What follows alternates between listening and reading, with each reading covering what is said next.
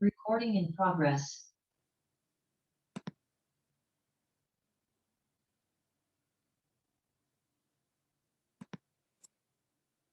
Hey guys, welcome to the final stretch. So I'm glad to see all of you here. More people than usual. That's great. That's great. Yeah, probably because you, wound down with some of the other classes. So that's that's great. So yeah, I'm pleased to see a lot of you making progress. So yeah, just absolutely keep it up. And I'm pretty sure you all have a lot of things to discuss with each other. So I'm happy to not take up any of your, bandwidth today.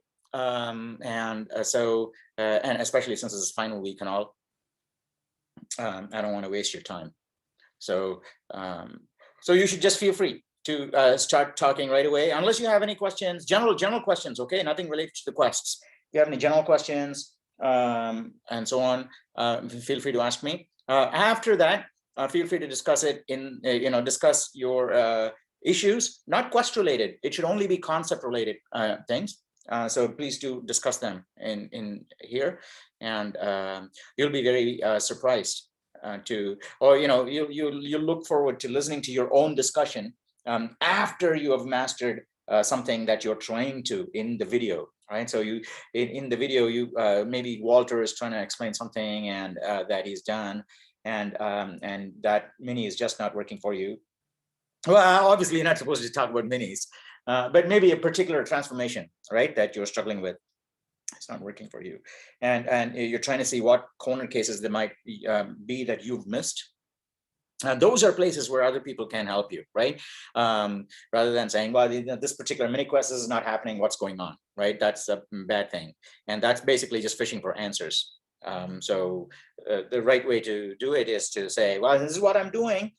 Or, this is what I'm trying to do. No reference to quests at all. This is what I'm trying to do. And this rotation is just not working. Something is wrong about this rotation in this sequence of steps where I'm rotating a bunch of nodes. Something is not working. What I'm trying to do is get the heights right. So can someone tell me what might possibly be wrong there? Okay, nothing to do with quests, right? In fact, you can take a 5-minute clip of that video, which YouTube now provides. Take a 5-minute clip of that discussion saying, here is a diagram of a particular configuration, right? And you can see in this diagram that one side is heavier than the other, and I want to do some, mindless. That's why computer science is so important. It lets you do mindless things. Okay, people, all automation, all science is only important because it lets us be mindless. It says, well, I figured it out, and now I can get machines to do it for me. Right? I can say, yeah, here's a program. Just do it. Just follow the sequence of steps and you'll get the answer. Don't come and ask me why. Isn't that the goal of computer science, right? Essentially, or science, we want to automate everything, so we don't have to be messing around with stupid stuff. So, so you can say, well, I have this thing here, and I don't want to be around manually to come in and take a look at it and say, okay, you go here, like the cat and mouse, or the story. The cat, a couple of mice found a piece of cake, and they wanted to eat it, but they couldn't figure out who gets a bigger piece. So they said, let's figure out an objective, impartial third party and ask them to cut it, and then we can take one part each. Do you know the story? Hands up if you don't know the story. Wow, I'm so surprised nobody knows the story. It's incredible, right? This was like a stock story when I was growing up, So these two mice went to a cat and said, or cat or monkey, I don't know, insert your favorite animal there, right? And said, hey, Mr. Monkey, can you, divide up this cake for us so that, Mr. Other Mouse can have the one half and I'll have this half, and it'll be fair and square. Well, there is a way to do it, right? Without a third party, there is a way to do it, isn't it? And the way is essentially what I, used to do when I was a kid, was, when there are two people, one person cuts it and the other person gets to choose.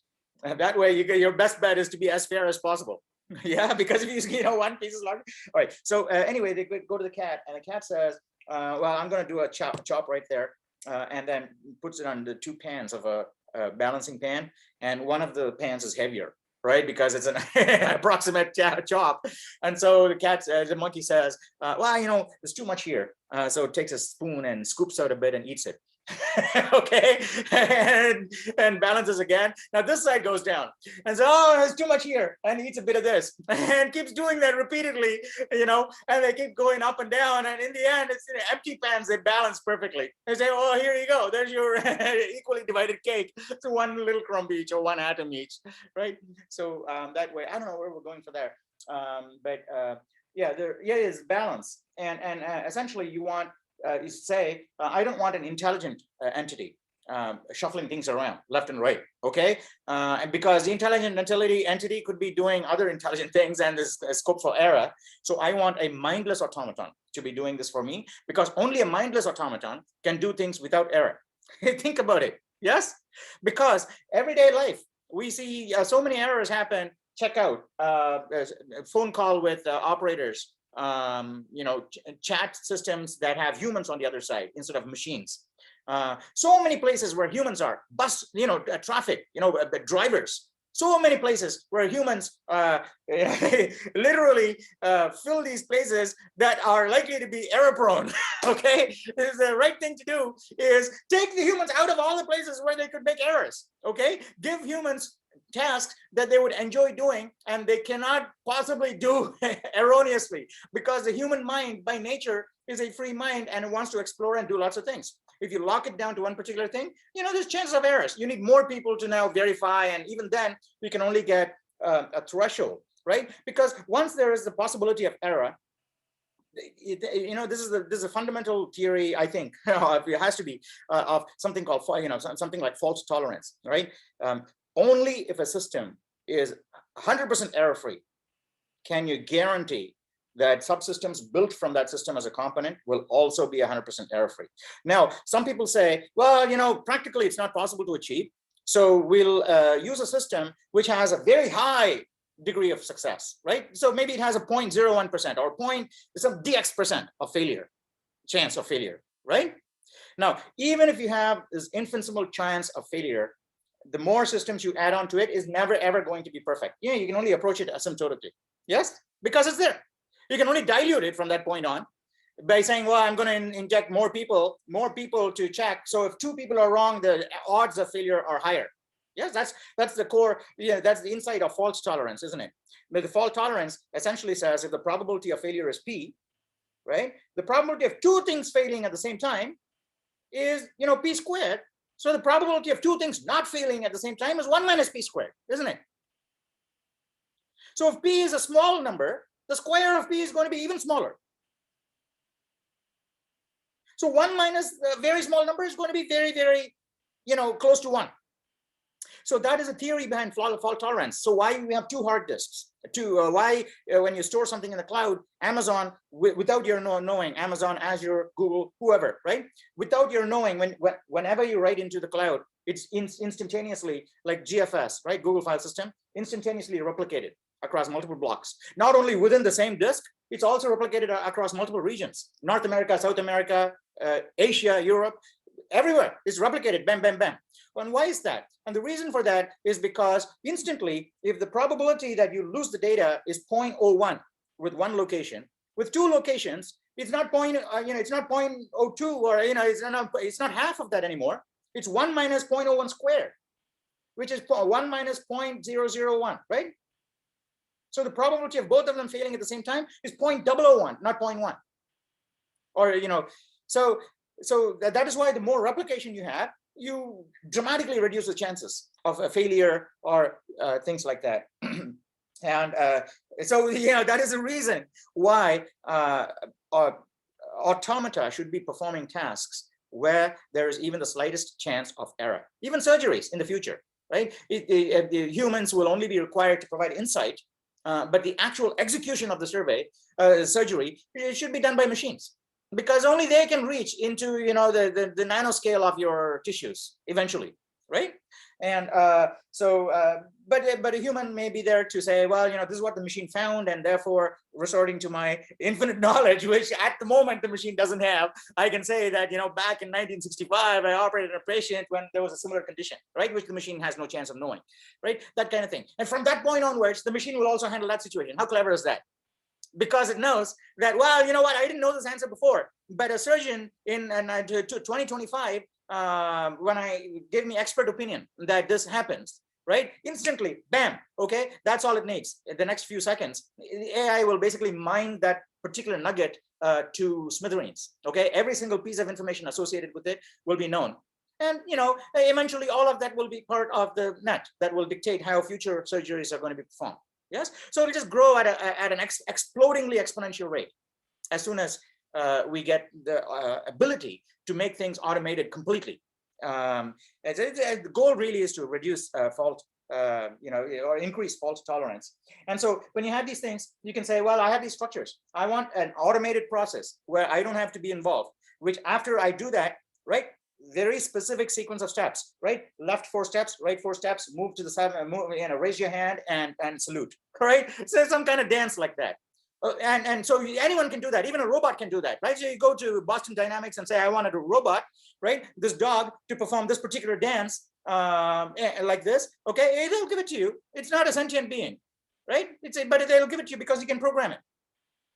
And but however, if you get a human to do that, there's a chance that it's a beautiful dance. Now I'm going to pay you $1 million. Do the same thing at in front of the London Philharmonic. Yes. Okay. There's a chance that the night before that person gets COVID, right? As has happened to many of you just before the final exam, right? So there's a chance. There's a very slim chance something might not work out. However, if Boston Dynamics says, well, you know what, I was shipping my dog over and on the way the plane crashed, well, I say, ship another one over on the next plane. Okay, so that's how we say this, because the fault tolerance from dx is going all the way to dx squared, which is like 0, right? So it goes so cool, and that is the power of these mindless transformations. That is a trick. And the beauty of computer science, because it's the very last class and everything, this is being recorded. Okay. Okay, it's being recorded. Okay, this is the very last class. And the beauty of computer science, damn, I had a really good thought to say about the what was I saying before? The beauty of computer science is that there are so many algorithms that people have come up with, that we can use to get the machine to do some really, really clever thing mindlessly. Is exactly the same as what we call calculus in mathematics. Yes, think about it. In calculus, in fact, the reason it's called calculus, and I've told this before to my 2A students, I don't know, maybe they weren't doing calculus at that time or forgotten it and they couldn't relate to it. But the word calculus, how many of you know what the word calculus means or where it came from? No? Hands up if you don't. Oh, Tony, Walter, right? Or Turkey? No? Calculus? I guess it's just calculation. Maybe coming from the word calculation. Comes from the word? Maybe just because, like, calculation, I guess. But where, yeah. They're related. Calculus and calculation, they're related. But where does the word calcul come from? Calcul, the calcul. All right, so calcul is a Latin word that stands for pebbles, right? It stands for pebbles on the beach, I think, right? This is my theory. I'm just pulling it out of thin air right now at this moment, right? And I think the etymology of calcul could actually be related to calcium, right? Calcium, in the sense that, it's calcium deposits found on the seashore, like shells. I don't know, but calcul basically stands for pebbles. And the reason is that if you go back all the way to ancient civilizations, take China as an example, right? Ancient China, right? Very, very sophisticated calculations, algorithmic calculations. I'm not talking about, 5/2 equals 2.5 and shit like that, okay? I'm talking about what is, the next prime number, or what is the square root of 17,437? Things that you can't really do without an algorithm or some system to work out, right? Some intelligent process to say, well, this is how you arrive at the square root of a number. So these are, even in computer science, when you do these, right, you got to implement an algorithm to do that, right? So But if you go back to these civilizations like China, they managed to figure out ways in which you can calculate the square roots of these incredible things, incredible quantities, which you can't normally do without unthinkingly. You can't do unthinkingly, right? Because these are complex operations. You can't unthinkingly do these things. However, you can do it thinking, right? You can say, oh, I can just, eventually come, right? It requires human. But the trick is, can you figure out a way in which that human part of you, which is inside of your brain, okay? That human part is inside of your brain. That is your intuition and your understanding of how square roots work, okay? Intelligence, that is what you call your intelligence, being able to say, given a number, what is a square root? And that you require intelligence. Now, when a civilization reaches a point where they say, well, you know what? I can do it with my own personal intelligence. That's fine. But I want to use my personal intelligence for something else at this point. Therefore, I need to reach into my head if I can, okay, pull those neurons out in the configuration that they use, that was used to calculate the square root, and stick it inside some machine, so that later on that machine will do it for me, and then my neurons could be doing something else, okay? So when a civilization reaches that point, they start offloading what was previously the product of extreme intelligence into unintelligent, potentially non-sentient machines.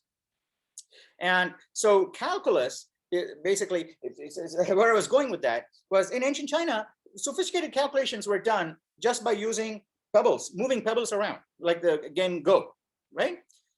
You can move these around and you can perform extremely sophisticated calculations. This is maybe slightly slower than today's computers, but essentially the same principle. It's algorithms. Essentially, it's just happening slower, just like Charles Babbage built that computer, right? It's a computer, but it was horrendously slow compared to our telephones today, right? But still a computer because it uses the same principles. So an algorithm on an abacus, where you're just moving beads around, which is the same as in the ancient Greeks, they were moving stones around, pebbles, right? Chinese were moving beads around. It's all the same.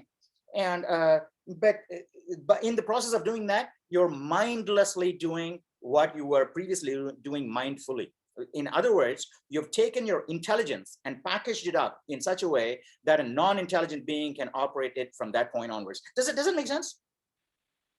So now the beauty of computer science is that there are so many algorithms, right? There's so many algorithms. This is literally, the area is littered with algorithms, right? In CS2C, 2B, you get exposed to like 10 algorithms, 15 algorithms at most. Yeah, that's all right. Not much more than that. But there are so many more algorithms, and so many you're going to discover on your own, right? And what I mean by that is, you take an existing algorithm, make some modifications to it, and adapt it for your domain. That's a new algorithm altogether. Because if you think about it, Maxflow is just adapted Dijkstra. Yes. So many algorithms which have been published and have made their inventors billionaires even. They're not new algorithms. They're just old algorithms packaged in different ways for particular domains. So, but the beauty of computer science, I think, is that there are so many algorithms out there already, and the ones that you're going to create, that can all be done mindlessly. Now, I think, observing Quest performance and things like that, I think it's a double-edged sword. One of the reasons why I think it has one sharp edge, or not double-edged sword, I don't know why. What do you call something that has a bad side and a good side? Well, it has pros and cons. Okay, one of the cons is that it is possible to go through a computer science course without actually understanding things and doing everything mindlessly, because you just have to take the book or go online, find an algorithm, and then implement it word for word. Right? Maybe there's 10 or 15 different ways to do it, right? So how much time is it going to take? If you're going to implement it word by word, one of them is going to click, bam, like that. Yes. And so you'll eventually get it right. And so just brute force and time will get you there. So what I've tried to do in CS2C is just try to make that a little bit more difficult, meaning that you can't just get by, trying different things and just getting answers and moving on. Some places you're going to get really blocked, okay? Unless you understand the concept, you're not going to move. Even with other people's help, you can't move until you understand the concept. Obviously, other places I can't prevent it. But again, the beauty of CS, 2 times I've been led away from this topic, is that there are so many algorithms that you can do mindlessly, but yet the process of them being born was an act of giving birth to intelligence outside of our bodies. Astounding. Because the very first time the algorithm came up, it came out of it didn't come out of nowhere. It came out of someone's brain. Yes. So in that person's brain, it was a flash. It was an insight. It was a fantastic intuition. That person had the competence and the ability to crystallize out of their brain into a piece of paper. Because, if either of those didn't work, the algorithm would never have seen light of day. So that person had the insight and the intuition to come up with a brilliant stroke of insight, bam, like that, and codified that algorithm, and also wrote it down so that, well, I've done the hard thinking, so you guys don't have to do the hard thinking. You can just understand what I did, and you can devote your mental cycles to some other hard problem and use this one for me. Right? So it's also a group effort. And so every algorithm you see has scope for being a gateway, like in the movie. What is that movie? Being John Malkovich, John Cusack. You seen that film? Have you seen that film? Being John. All right, go ahead. All right, hands up if you haven't seen the film Being John Malkovich. Okay, all right, okay, all right. Hey, wow, again, all of you. I remember seeing it 15 years ago. 15 years ago, and I think I saw it on, I don't know, maybe Netflix. Was it there that time? It was on Netflix, and I kind of enjoyed it then. I don't know if I'll still enjoy it. Enjoyed it then, but there's this actress, this is a Seinfeld girl, the Elaine on Seinfeld, right? She was on this in this movie and acted with John Malkovich. She is the actor John Malkovich played, his namesake in the film. And Julia Louis-Dreyfus, that's her name, right? Elaine. She goes into his mind, and what she's seeing is what he's seeing also. So it's very kind of cool. It's a very alternate kind of film, like that other film that goes from the end to the beginning. I don't know what that film is. Anyway, so I don't know how we got started talking about that, but essentially, this is how you can enter the minds. You can enter the mind of people like Dijkstra. You can enter the mind of people like Shell or Einstein or all these other people. Once you decide to say, I'm not going to use the result, I'm going to try and figure it out just like them by just using them as a guiding light, saying every time I get stuck, I'm going to give it my best. And if I'm totally stuck, I'll just, wink, peek at Einstein, not really look at the solution to see if he has any hints. Yeah, something like that. When you do that, you see something miraculous happen, right? When you come up with a solution for a few brief moments, right? Maybe it doesn't last very long, or maybe it lasts for long for many people, right? You actually get to experience what it's like to be inside the mind of Einstein or Dijkstra or any of these Aho or any of these people, Don Knuth, or right, who've come up with these incredible algorithms, because at the time, right, maybe because each of these people have, rich lives, they've been doing lots of things, and Einstein is probably thinking about playing his violin, right? Who knows, right? Ramanujan is, all right. So they all have other lives and, different things they're doing. But at the moment they came up with that insight, they were not thinking about any other thing. Okay, that moment, that fraction of that moment, they were thinking only about the insight and saying, wow, this is so incredible. I've solved it. And that is exactly the feeling you will feel when you've also solved it the same way and say, well, I understand it, right? This is how it works. And this is exactly what Einstein must have felt. This is exactly what Dijkstra must have felt. Because you now understand it inside out and say, there's no possible way to go wrong. So if someone tells me why does this algorithm not work? You're going to say, I don't know, man. This is because the Dijkstra told me this is how it's going to work, and I implemented it. Didn't work. Go and ask him. Is that a good answer? No, right? Because chances are, when I tell you this is an algorithm for sorting, and then 100 years later, when you say, well, and it just doesn't work, and say, well, you know what? I followed Anand's algorithm, and he's dead and gone now, right? So nobody can blame me after that. So and you can't. So where was I going with that? So what happens is that once you completely understand something, you don't need Dijkstra to have your back anymore. Yeah, that's what I mean, right? Until you completely understand Dijkstra, you need Dijkstra behind your back. Yes. Because if something doesn't work, you're either going to refer to sources that describe Dijkstra's algorithm, or you're going to say, I don't know, go and ask him. He's right there behind me. So if you understand it, then you can tell Dijkstra, thank you for your help, but you can go off and do your own thing now. I'm not going to bother you anymore. Yes? Because if someone says this doesn't work, I'm not going to come and knock on your door. You can have your wine, right? I'm going to explain it to them and send them on their way. So then in that sense, you have automatically become Dijkstra for, for that moment when you've understood the same algorithm that he came up with.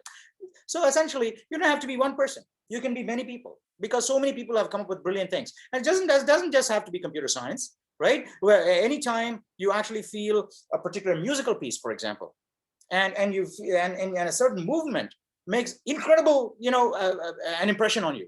It may not be the whole song. It may be just one movement in that song.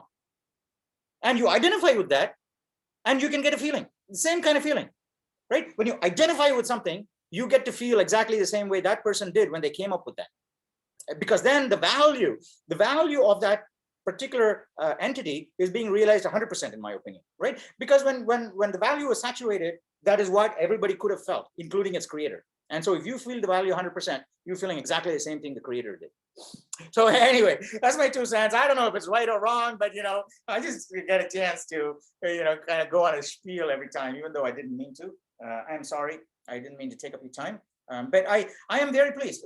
At the end of this class, just call me back. I'll come back, and I really do want to thank you. And I'm going. Hopefully, I'm going to see more of you again, right? And you can even, if you want help, you can also reach out to other 2C students who are not here in class today who want to help out. But I don't think. I think you guys are eminently positioned, even after completing 2C, after pupping 2C's 9. I think at least Riley and Walter wanted to do that paper, right? Tech paper. Yeah. So we can continue to work on that next week. We can have Zoom meetings again if you guys are interested. We can continue to have Zoom meetings. We can review code and start structuring the paper. And I'm thinking that we could be done with the paper in a couple of weeks. I think, right? Because you've already done splay trees. And I think you aced the splay trees, right? Yeah, both of you aced splay, didn't you? You didn't? Yeah. Okay. So aced splay, and AVL is not going to take a long time, because AVL you're not even shuffling entire branches. This is individual leaves, so it'll be easier. So you'll be done with AVL soon, and I can help you also if you're stuck. And Riley posted a link to some tree visualization thing. Was it you or Mitchell? Maybe one of you posted a link to a place where you can go to visualize trees. Yeah.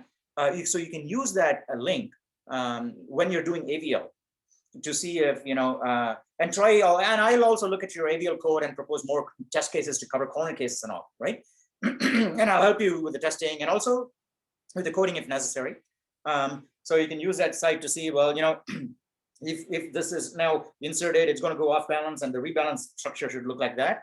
And then you can take the rebalance structure, put it in that website, and see if it's actually what your algorithm predicts, right? So if you can do that for all of the cases, including corner cases, your AVL is also working. And at that point, I'll also take a look at the code to make sure it's, doesn't have any wasted cycles. Because, when we're trying to benchmark algorithms, I don't think we should try to make both algorithms as succinct and waste less as possible. Because, if one algorithm has waste in it, then the numbers are off.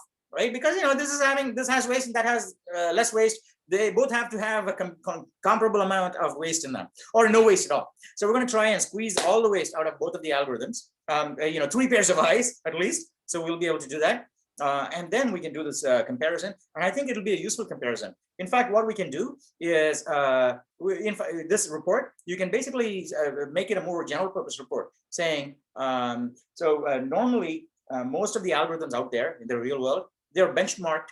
Even if you go to all these benchmarking sites, right, professional benchmarking sites, they all benchmark things on uniform distribution numbers, right? They all benchmark on randoms, generate 1 million randoms and so on and so forth. Yes, many of them do benchmarking on random numbers. Now, however, what you can say is, okay, well, that is one form of benchmarking, but numbers drawn from any real source, not a artificial source. Numbers drawn from real sources are not uniform. They're all normal, Gaussian, normally distributed.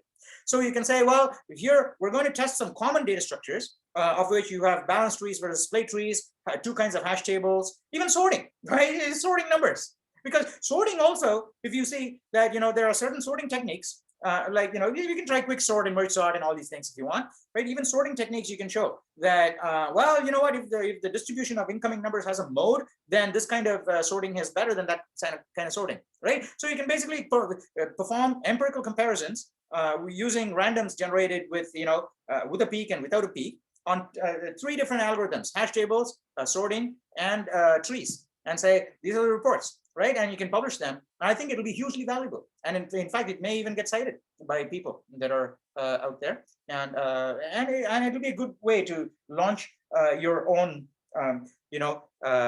foray into, graduate education, for example. Right. So when you apply to a grad school, you can say, hey, you know what, I'm really interested in CS, and here's a tech report I published, and you can link to it in your resume and things like that too. So I'm pretty sure it'll be useful. And we can come up with other projects too and other interesting things. Okay. So anyway, that's all I had to say. And in case I don't come back at the end and you just want to, close off the meeting, after you guys are done discussing, let me just say I'm very thankful. Okay, very thankful to all of you, especially the ones who came to class, and also yeah. So in 2A I'm offering retakes on the final and midterm, but no, in 2C I don't think retakes should be offered. So there won't be any retakes in CS2C. Okay, so just make sure to really get solid on the material before you go to the midterm, to the final exam, and give it your best shot, and take the final during a time when you are most relaxed and stress-free and tummy full and everything. So you don't have to. Oh, well, actually, I think in my experience, I found that exams should be taken on an empty stomach, right? Because I think in an empty stomach, you tend to think more. In my experience, for me, right? Because if my tummy is full, I feel more sleepy. At least 10% of my brain wants to sleep. So I tend to be a little hungry when I take an exam, and maybe it helps you also. So, but do the exam at a time that suits you. And I wish you the absolute best of luck. Okay, 40 questions, 40 questions. And these will be mostly questions that you have to think a little bit about, like, which of these two functions has a greater big O complexity, right? Or, in this particular O of n equals blah, blah, blah, blah, blah, which of the following functions, satisfies, or, some things like that. Or even you get given a code block and say, code block, what is the calculated complexity, right? And you may get options like that. Did you have questions like that in the midterm? Yeah. Okay. All right. So maybe you'll have fewer questions then, like that. You'll have more questions along the lines of tree configurations, maybe. Because I have those questions in the back too. You have tree configurations, and say, suppose we implemented a bottom-up splaying code, right? May not be top-down, which you do in your quest. You say you get a bottom-up splaying code. Here's that splaying code. We're going to apply this to this tree. Now, which of the following configurations does it result in? All of those things. But the thing is, you shouldn't hit the book for saying, oh, I need to master bottom up. No, that is not going to give you the answer. Okay. What will give you the answer is just understanding top down, right? When you understand top down, you will be able to do bottom up also automatically. So that's because at the end of the day, it is just understanding pointer manipulation and structures, right? So if you have a structure, changing one structure into another, you just get completely comfortable with that, and then it'll be, everything else will be pretty straightforward. Does that make sense? Was this class useful in general to you guys? Was this course useful altogether? Yeah. Yeah. All right. So that's great, because I know that a lot of students do put a negative reviews and saying it's a hard course and you don't get any help and things like that, and which kind of prevents many promising students. But I don't mind if it keeps out the students that are unlikely to succeed.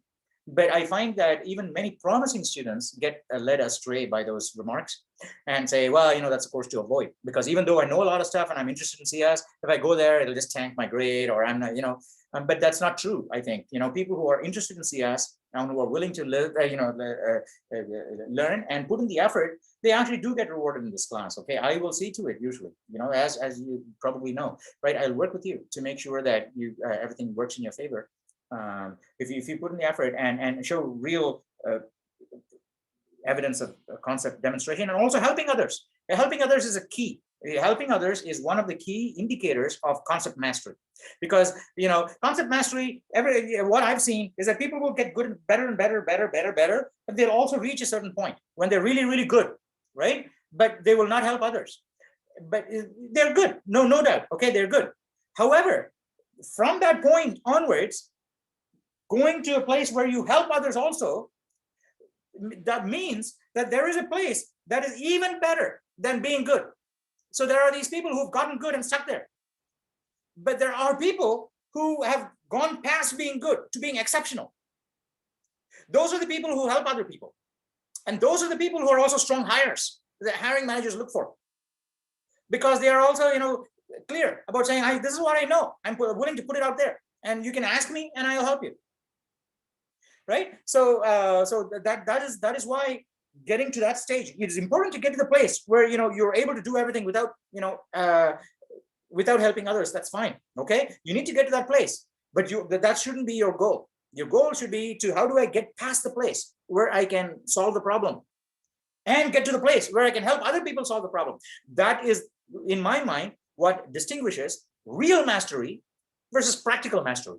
Right? So this is just practical mastery, enough to do your job. But real mastery is where you can become a guru and say, well, this is how you do it. I can show you too. And your real mastery is when you would let, Dijkstra and Einstein off your back, saying, all right, now, all right, thank you guys. Thank you for coming with me this long. I can take it from here. Okay. So you got to get to the place where you let people off and say, thank you. All right. Now I can take it from here, including your parents and everybody, not just in computer science, right? Everybody is looking for a place where you can be independent and say, well, all right, thank you. And I can take it from here. All right. So, and I think that this is my parting advice to you. And I wish you enormous success. Okay. I know that already, that many of you are going to make it big, and you will make, this is what I told my 2A students. It does not matter if you are progressing fast or slow, right? What matters is that you're progressing, because, consider a hare and a tortoise, right? A hare can go really zippingly fast, maybe 1 or 2 days a week, but the rest of the time it's going to slow, sleep. But a tortoise never stops. It keeps on going. But one inch per day or something like that, right? So given enough time, the tortoise has a non-zero chance of hitting the goal of the target. But the hare could potentially go to sleep forever and never start up. So even though it has massive velocities, if there's no predictability as to when they're going to start, there's a chance that that person will not reach the goal. So I think that, what I've seen is that, it's important to just keep on progressing. And I would like it, even if those of you who have not completed all the quests, right? I would very much like it if you agree to honor code, okay? Complete the quest over summer in your own time, managing your own time. And I'll give you a small marginal extra credit for that, to tide you over 1 grade point or something like that. Okay. If you give me a word saying this is honor code, so maybe if you're coming with a C, you get a C plus, or, C or C plus to B minus, all of that is definitely doable.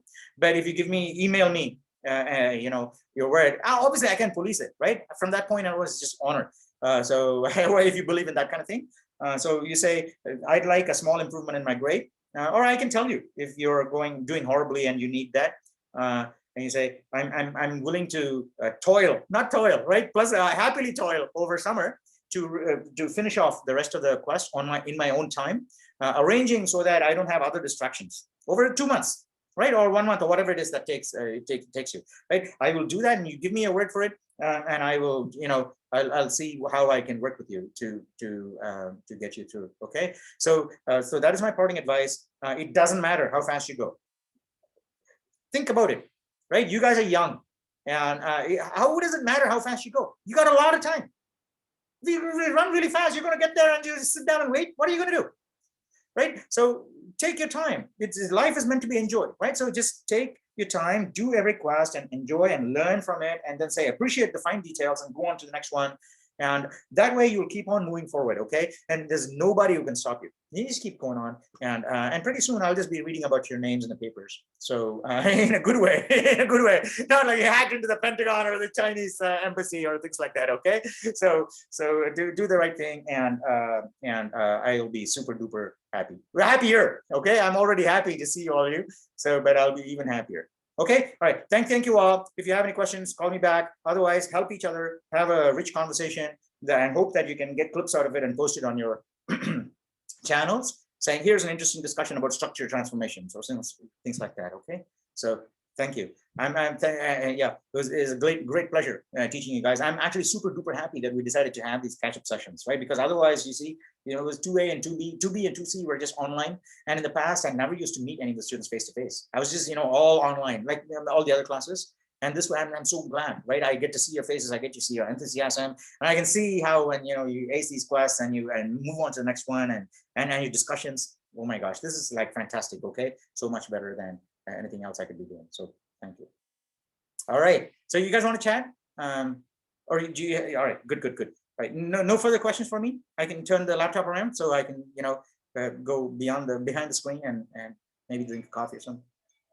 I have one quick question. So Yeah, when is sure, the sure, last sure. day to submit quest for this quarter? Well, technically it is the end of week 11, but the end of week 11 is gone, right?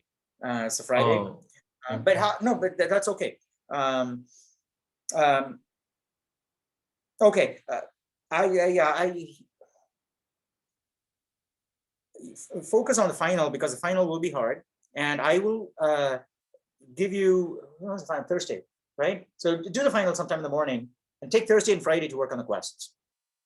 And if that is only if you're already, no, actually, no, that's not going to work. I need the grades. All right, okay. So it's got to be Wednesday night. It's got to be Wednesday night. I'm sorry. Okay, so Wednesday night is the deadline. I've already extended. It was supposed to be Friday, but all the quests, it'll be Wednesday night. So try and make it by then. I think you have enough time, right? You have 2 more days. So, and certainly if you do all the way up to quest 6 and then send me an email saying you'll do the rest of the quest in your own time, using your first name as ID or whatever it is, or you can use your student ID, doesn't matter. If you send me an email, I'll see what I can do beyond that, okay? Does it answer your question, son? I'm glad you asked this because people may be mistakenly assuming that they could work on it all the way up to the end of final. It's got to be Wednesday night. Thursday at least you got to review your final material one side. Anything else? No. Okay. All right. You guys talk. Okay. Help each other out and call me if you get stuck or have any questions for me. Thank you all for attending.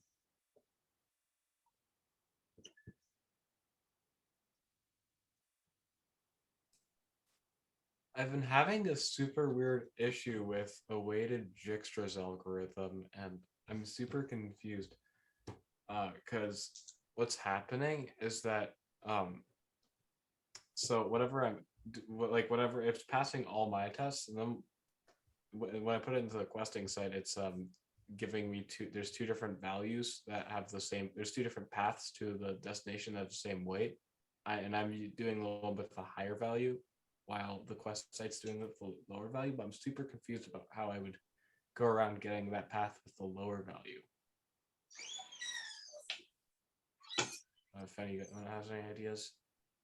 So sorry, just to clarify, they're not the same weights, but they're very similar, but there's a small difference. They're the exact same weight. Oh, same length, but different weights? Same, oh no. Let me see if I can pull this up again, because I did have the error message saved, because it's really long. Where is it?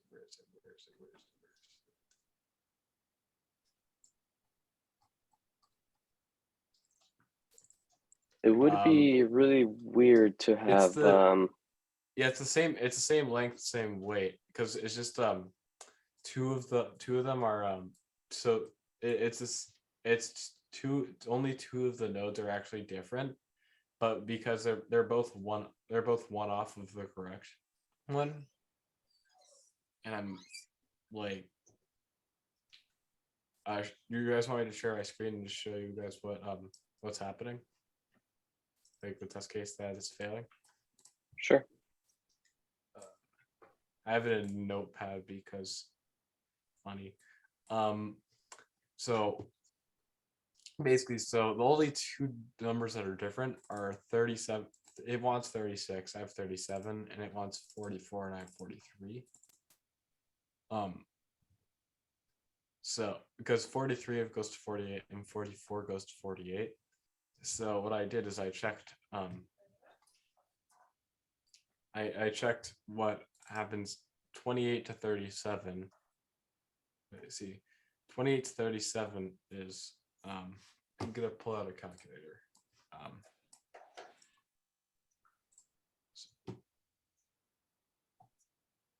28 to 37 is 0.2837.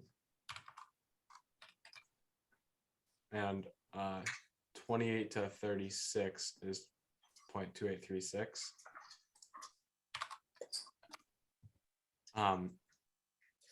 And 37 to 43 is 37 to 43 is 0.3743.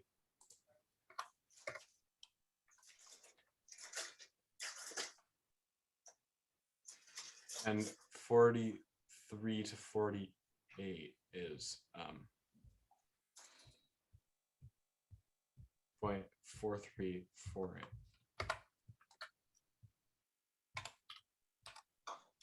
And that adds up to 1.09. That adds up to 1.0928 for the 37, 43, 48. But then if we go the 36 route, 36 to 44 is 0.3644. And 44 to 48 is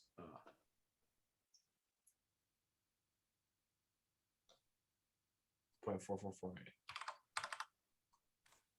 And both of those add up to let me just double check. I think I found one thing here, Jason. If you look at if you go to 28 there, you see how, sorry, if you go to the line 28. Yeah, exactly. So you see how your program's probably going, hey, look, 0.2836, 0.2837. And you're saying, did yours pick 36 or 37? Mine picked 37. Oh, 37. so it wants the Right. lower initial value.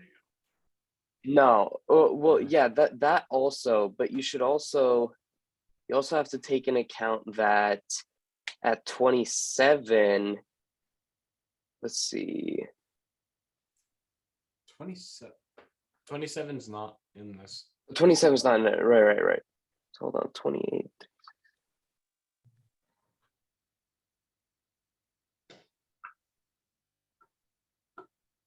Yeah, I mean, yeah, I'm not sure why you're skipping 36 at that point, because the only thing that would make sense would be if it's already been explored, but that doesn't make sense either. So it should see the first one and explore that. Yeah, which is probably why 36 is chosen as the path. I'm not sure why your code would skip 36 and go to 37. That's what's confusing me. yeah. I definitely need to go over some works. I only got to this like an hour ago, so yeah, I'm definitely gonna. It's reassuring that that's not like in that's on my side. So yeah, I'll definitely look into it. Yeah, it shouldn't be too difficult. I mean, your paths are very similar, so there's probably just some place in which you're doing it in the wrong order or something like that. It's probably not too bad.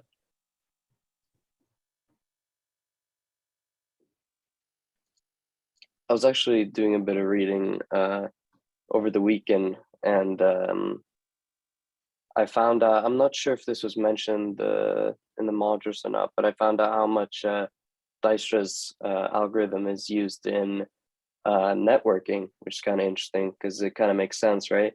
If you have like routers as your nodes and you want to find out the shortest paths, and you have time in between each one, and then it also kind of connects to max flow because you can bring in the idea of bandwidth and how much can each router transport in terms of packets. And so it's pretty interesting to see the real world application of that algorithm.